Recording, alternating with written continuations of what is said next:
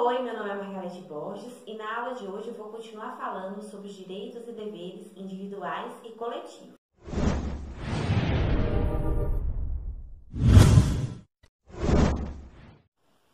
Nas aulas anteriores eu falei de vários direitos previstos desde o inciso 1º até o inciso 13º.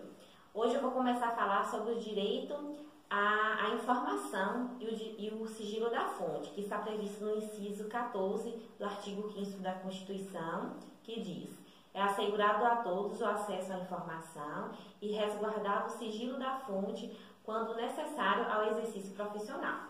Então, assim, todos os brasileiros têm direito ao acesso à informação pelo poder público ali. Por exemplo, se você quiser ter alguma informação em relação ao seu nome, então, se o poder público ele tem que estar passando essas informações para você. Só que a Constituição ela prevê uma hipótese em que precisa haver ali o sigilo da fonte, como é o caso dos profissionais jornalistas, né? Quando eles colocam ali uma informação nos meios de comunicação, eles não têm a obrigação de revelar ali sua fonte. E eu achei isso muito interessante porque, assim, o constituinte originário ali, né, da Assembleia Legislativa da Constituição de 88, veio ali após uma ditadura militar, onde esses direitos eram violados. E essas pessoas elas eram perseguidas politicamente. Então, quando ele dá esse direito de resguardar ali a fonte, né, da informação, ele protege essas pessoas. Por exemplo, se no meio político ali há uma informação negativa e se o jornalista ali revela quem foi a fonte, essa pessoa pode correr até risco de morte. Então, é importante, né, ter o sigilo ali da fonte. Só que a regra é que o poder público, né, ele tem que ser transparente ali em relação às informações. Lógico que pode haver ali situações em que essas informações podem ficar restritas, né, se isso for ali constranger alguém. Por exemplo, geralmente, quando há ali julgamentos, esses julgamentos eles são abertos ao público, né, pode haver ali transparência. Mas se for uma informação, por exemplo, sobre a guarda de uma criança, esse tipo de informações, eles vão restringir ali para que, né, não venha constranger ali algumas pessoas. E no caso do jornalista, ele tem esse direito de não revelar ali a fonte das informações. Só que se ele falar coisas, né, que venham degrenir alguma pessoa, alguma empresa, ele pode responder penalmente por isso. Agora vamos falar sobre o direito previsto no inciso 15 do artigo 5º, que é o direito de ir e vir, o direito de locomoção, que diz o seguinte: é livre a locomoção no território nacional em tempos de paz, podendo qualquer pessoa, nos termos da lei, nele entrar, permanecer ou dele sair com seus bens. Então, essa é a regra, né? Nós temos essa liberdade de ir e vir em tempos de paz. E hoje, né, a gente percebe que esse direito ele ficou restringido com a pandemia do coronavírus. A gente percebeu que, por exemplo, os ônibus eles pararam de circular. Quando você vai de uma cidade para outra, tem uma barreira ali sanitária. Eu já vi nos noticiários, nos jornais, cidades que as pessoas elas tinham esse direito de sair de casa em dias determinados ali pelo poder municipal. Então a gente viu que esse poder de ir e vir, ele não é absoluto, ele pode ser relativizado. E o exemplo aqui, né, nessa pandemia agora do coronavírus, a gente viu que ficou muito limitado esse direito de ir e vir. O artigo 16, o inciso 16, ele fala sobre o direito de reunião. E diz o seguinte: todos podem reunir-se pacificamente, sem armas, em locais abertos ao público, independente de autorização, desde que não frustrem outra reunião anteriormente convocada para o mesmo local, sendo apenas exigido prévio aviso à autoridade competente. Então, a gente percebe que nós temos esse direito de nos reunir, só que tem que ser de duas formas: pacíficas e sem armas. E tem que ser em local aberto, e nós não precisamos de autorização ali do poder público, mas precisamos de um aviso prévio. E isso é interessante porque se um grupo de pessoas, eles pretendem fazer ali uma reunião em um local e você marca a reunião com o mesmo dia, o mesmo horário, vai haver ali um conflito. Então, é preciso haver apenas o aviso, mas a autorização, a Constituição ela diz que não precisa. Só mesmo um aviso prévio justamente para estar ali organizando.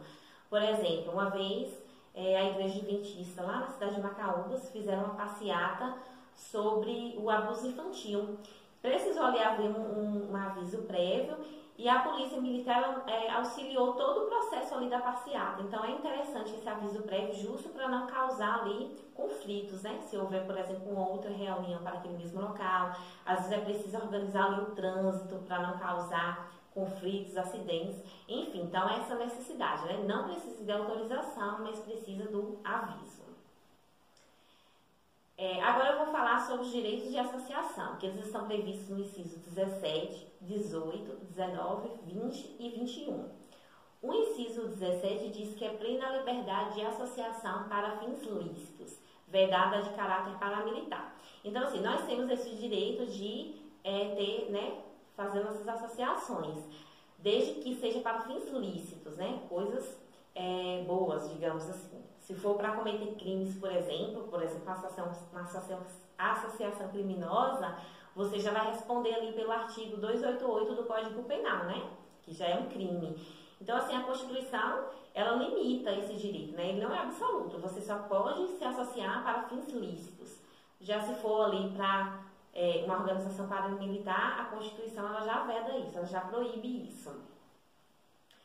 O inciso 18 diz que a criação de associações e na forma da lei, de cooperativas, elas não precisam, né, de autorização, independem de autorização, sendo vedada a interferência estatal em seu funcionamento. Então, assim, nós temos esse direito de se reunir, fazer associações, por exemplo, a classe trabalhista, elas podem ali criar uma associação e o Estado ele não pode estar interferindo ali naquela associação, dizendo como ela deve funcionar, como não deve, isso é proibido perante a Constituição, né?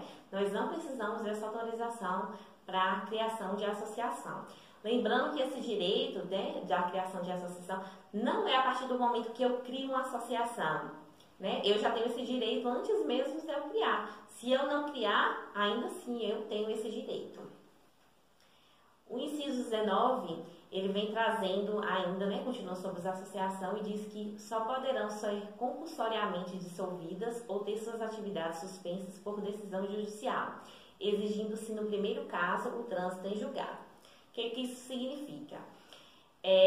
As associações, elas devem ser criadas, né, como nós vimos nos incisos anteriores, para fins lícitos. Mas digamos que uma pessoa cria ali uma associação, eu vou criar uma associação de fachada e por trás daquela associação eu estou cometendo práticas ilícitas, né, crimes. Então, o que acontece? O Poder Judiciário, ele pode me suspender minhas atividades, né? Ele suspeitou ali de uma atividade ilícita, ele vem e suspende minhas atividades. Só que assim, a Constituição, ela prevê, né, o direito que você tem da ampla defesa, né, do contraditório e da ampla defesa. Então, eu vou ali para o Poder Judiciário durante todo o curso do processo e provo que não, que está tudo direitinho, tudo conforme a lei.